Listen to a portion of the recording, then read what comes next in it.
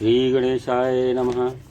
शिवपुराण श्री रुद्र संहिता द्वितीय खंड के 12वें अध्याय की कथा। इस कथा में दक्ष की तपस्या का वर्णन किया गया है। नारद जी ने पूछा कि हे ब्रह्मा जी, उत्तम व्रत का पालन करने वाले दक्ष प्रजापति ने तपस्या करके देवी से कौन सा वरदान प्राप्त किया था और वे किस प्रकार दक्ष की कन्या के रूप में जन्मी थी। तब ब्रह्मा जी बोले कि हे नारद, मेरी आज्ञा पाकर दक्ष प्रजापति क्षीर सागर के उत्तरी तट पर चले गए। वे उसी तट पर बैठकर देवी उमा को अपनी पुत्री के रूप में प्राप्त करने के लिए उन्हें हृदय से स्मरण करते हुए तपस्या करने लगे। मन को एकाग्र कर दक्ष प्रजापति दृढ़ता से कठोर व्रत का पालन करने लगे। उन्होंने 3000 दिव्य वर्षों तक घोर तपस्या की। वे केवल जल और हवा ही ग्रहण करते थे। तत्पश्चात देवी जगदम्बा ने उन्हें प्रत्यक्ष दर्शन दिए। कालिका देवी अपने सिंह पर विराजमान थीं।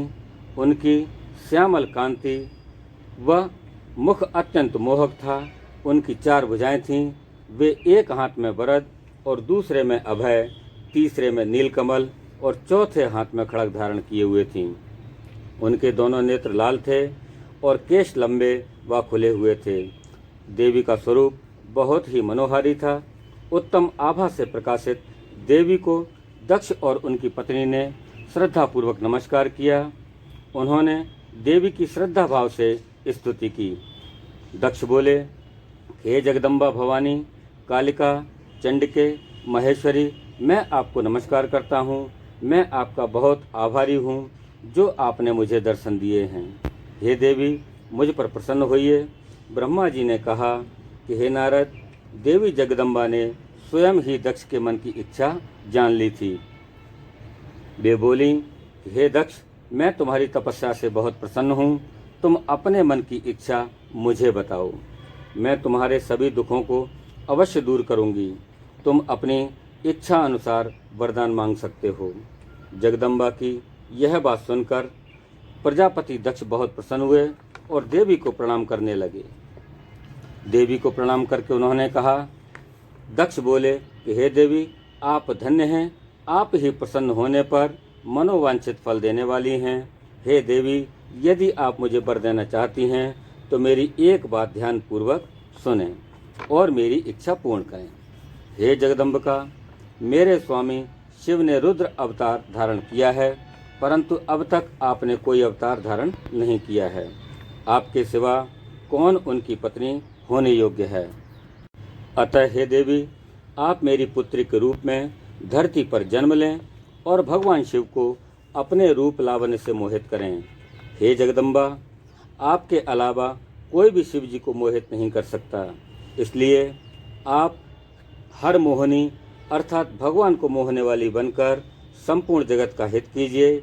यही मेरे लिए वरदान है। दक्ष का यह वचन सुनकर जगदम्बिका हंसने लगीं और मन में भगवान शिव का स्मरण कर बोली कि हे दक्ष प्रजापति, तुम्हारी पूजा आराधना से मैं प्रसन्न हूँ। तुम्हारे वर के अनुसार मैं तुम्हारी पुत्री के रूप में जन्म लूँगी। तत्पश्चात बड़ी होकर मैं कठोर तप द्वारा महादेव जी को प्रसन्न कर उन्हें पति रूप में प्राप्त करूँगी। मैं उनकी दासी हूँ। प्रत्येक जन्म में शिव शंभु ही मेरे स्वामी होते हैं। अतः मैं तुम्हारे घर में जन्म लेकर शिवा का अवतार धारण करूँगी। अब तुम घर जाओ, परंतु एक बात हमेशा याद रखना कि जिस दिन तुम्हारे मन में मेरा आदर कम हो जाएगा, उसी दिन मैं अपना शरीर त्याग कर अपने स्वरूप में विलीन हो जाऊंगी। यह कहकर देवी जगदम्बिका वहाँ से अंतर्ध्यान हो गईं तथा दक्ष प्रजापति सुखी मन से घर लौट आए। बोलिए श्री शंकर भगवान की जय। तो दोस्तों, यह थी शिव पुराण श्री रुद्र संहिता द्वितीय खंड के 12वें अध्याय की कथा। आपको कैसी लगी हमारी यह कथा? आप हमें कमेंट बॉक्स में जाकर अवश्य लिखें। हमारा मनोबल बढ़ाएं। हम आपको इसी प्रकार संपूर्ण शिव पुराण से संबंधित कथाएं सुनाते रहें। आपको यदि मेरा वीडियो अच्छा लगा हो तो आप मेरे इस वीडियो को लाइक करें, शेयर करें और मेरे इस चैनल को सब्सक्राइब अवश्य करें। धन्यवाद। जय महाकाल।